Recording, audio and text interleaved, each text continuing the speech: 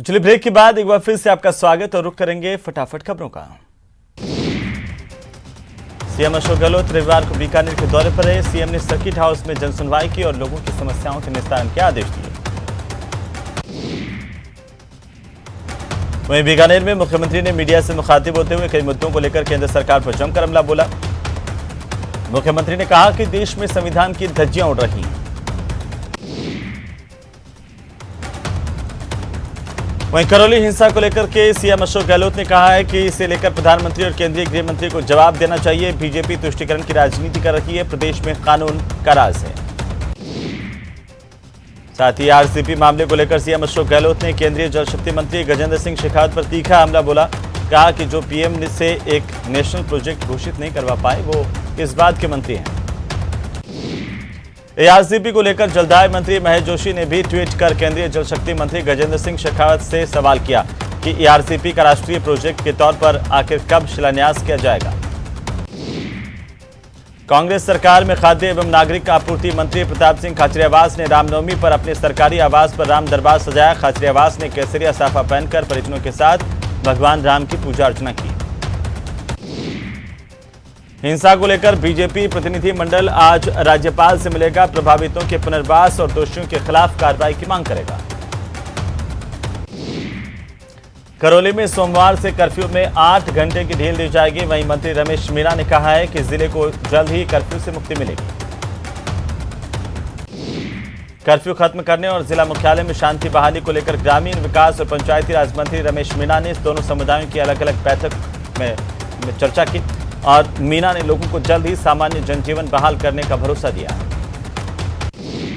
BJP नेता और राज्यसभा के सांसद ओम माथुर टोंक में पहुंचे। यहां पर गणेश माहौर के बेटे की शादी में शामिल होने के बाद भाजपा नेता और कार्यकर्ताओं से मुलाकात की। झुंझुनू में चोरों ने विद्या विहार नगरपालिका के वार्ड संख्या 4 में एक घर में सोने चांदी के गहनों के साथ नकदी रुपयों पर हाथ साफ कर दिया।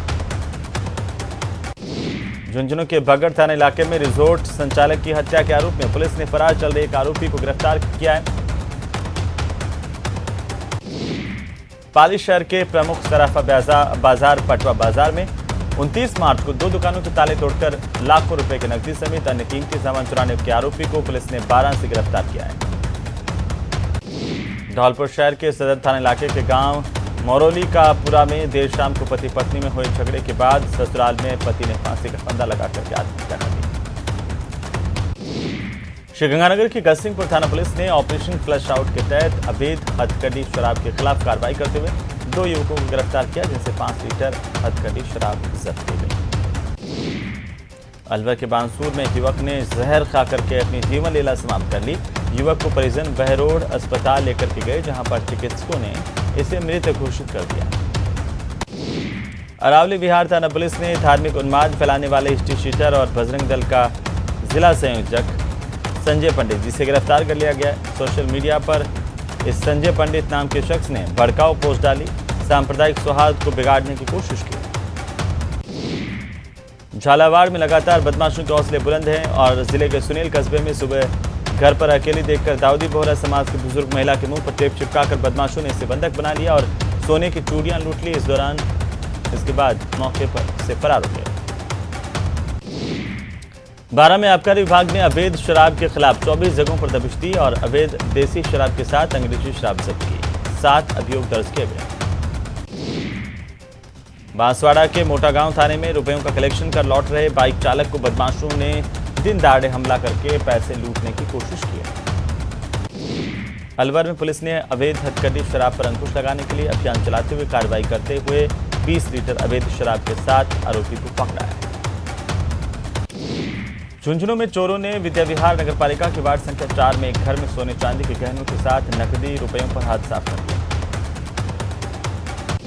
उदयपुर के भोपालपुरा थाना क्षेत्र में एक मकान में युवती का शव मिलने से सनसनी फैल गई। युवती के शव के आसपास खून फैला हुआ था। पुलिस ने हत्या का केस दर्ज कर जांच शुरू कर दी। श्रीगंगानगर पुलिस की ओर से चलाई जा रही ऑपरेशन फ्लश आउट के तहत जवाहरनगर थाना में मीरा चौकी पुलिस ने एक युवक को अवैध देसी पिस्टल के साथ गिरफ्तार किया है। राजसमंद जिले के भीम थाना इलाके में 2 अलग अलग हादसों में एक महिला की मौत हो गई, जबकि एक युवक गंभीर रूप से घायल हुआ है। कोटा के बम्बुलिया गांव के पास अचानक एक कार में आग लग गई। कार में सवार लोगों को सुरक्षित बाहर निकाला गया। धौलपुर के सरानी खेड़ा कस्बे के समीप रविवार को गांव भिलगवा के बीधाकापुरा में गैस सिलेंडर में आग लगी। आधा दर्जन घर जलकर इससे खाक हो गए। राशन समेत गेहूं, भूसा, सरसों, कपड़े, तमाम घरेलू सामान जल गए। धौलपुर के निहालगंज थाना इलाके के नेशनल हाईवे 3 पर टेम्पो और कार में जबरदस्त भिड़ंत हुई। इसमें 2 लोगों की मौके पर मौत हो गई है, वहीं 4 लोग घायल हुए हैं। राजसमंद के कोमलगढ़ दुर्ग से पहले यूटर्न के पास स्विफ्ट कार पलट गई। हादसे में बैठे 2 टूरिस्ट घायल हुए हैं। पुलिस के मुताबिक दोनों ने शराब पी रखी थी। सब्जियों के दाम आसमान छू रहे हैं और ऐसे में जोधपुर के सब्जी मंडी में ग्राहकों की कमी साफ दिखाई दे रही है। दुकानदारों को काफी दिक्कत हो रही है। अलवर में थोक फल और खुदरा सब्जी मंडी में टैक्स को लेकर के विवाद हो गया। इस मामले में आजाद सब्जी मंडी फुटकर सब्जी विक्रेता संघ घंटाघर ने काम का बहिष्कार करने की घोषणा की है। अलवर में हाईवे अथॉरिटी के अधिकारी राजस्थान हरियाणा बॉर्डर पर पहुंचे और हाईवे का जायजा लिया। साथ ही अधिकारियों के साथ हाईवे को लेकर अहम चर्चा की। राजसमंद के देवगढ़ में रामनवमी पर भीम विधायक की ओर से शोभा यात्रा में आगे चलने पर संगठन के कार्यकर्ताओं ने रोष जताया। इस कारण शोभा यात्रा करीब 1 घंटे तक रास्ते में रुकी रही। झालावाड़ के कई गांव में रामनवमी पर माता के साधकों की ओर से धधकते अंगारों पर परंपरा का निर्वहन किया गया। प्रतापगढ़ के दरियावद में पालीवाल समाज मांगलिक भवन पर महिला मंडल की ओर से चैत्र नवरात्र पर 1 दिवसीय गरबा रास का आयोजन किया गया, जहां पर महिलाओं ने जमकर नृत्य किया। तो अजमेर में रामनवमी की शोभा यात्रा का ख्वाजा गरीब नवाज की दरगाह के बाहर मुस्लिम समाज की ओर से पुष्प वर्षा कर जोरदार अभिनंदन किया गया। सीकर में रामनवमी के मौके पर भव्य शोभा यात्रा निकाली गई, जिसमें एक बड़ी संख्या में लोगों ने हिस्सा लिया। चूरू में रविवार को रामनवमी पर शहर के इंद्रमणि पार्क से भगवान राम की शोभा यात्रा निकाली गई। शोभा यात्रा में विधानसभा उपनेता प्रतिपक्ष और चूरू विधायक ने शिरकत की। प्रतापगढ़ जिला मुख्यालय के बारावरदा ग्राम पंचायत के खेड़ा गांव में 2 साल बाद नारसिंह माता मंदिर में मेले का आयोजन किया गया। तो सिरोही में रामनवमी को लेकर के भगवान राम की रैली निकाली गई और इसमें तमाम लोगों ने हिस्सा लिया। करीब 5000 से ज्यादा लोगों के रैली में शामिल होने का दावा किया गया। अलवर चेस क्लब की ओर से रविवार को शहर के नसिया जी जैन मंदिर में राजस्थान स्टेट रैपिड शतरंज प्रतियोगिता का आयोजन किया गया। इसमें 140 से ज्यादा रजिस्ट्रेशन किया गया। अलवर के गायत्री मंदिर में रामनवमी के मौके पर हवन यज्ञ के साथ पूर्णाहुति का कार्यक्रम आयोजित किया गया।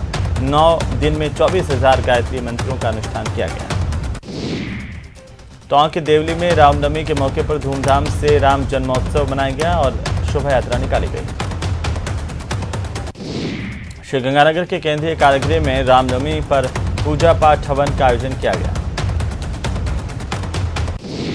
झालावाड़ में रामनवमी का पर्व हर्षोल्लास के साथ मनाया गया। झालरापाटन में शोभा यात्रा निकाली गई। इस दौरान पुलिस प्रशासन सतर्क नजर आया।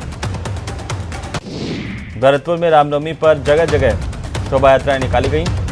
इस दौरान मुस्लिम समुदाय की ओर से शोभा यात्रा का स्वागत किया गया।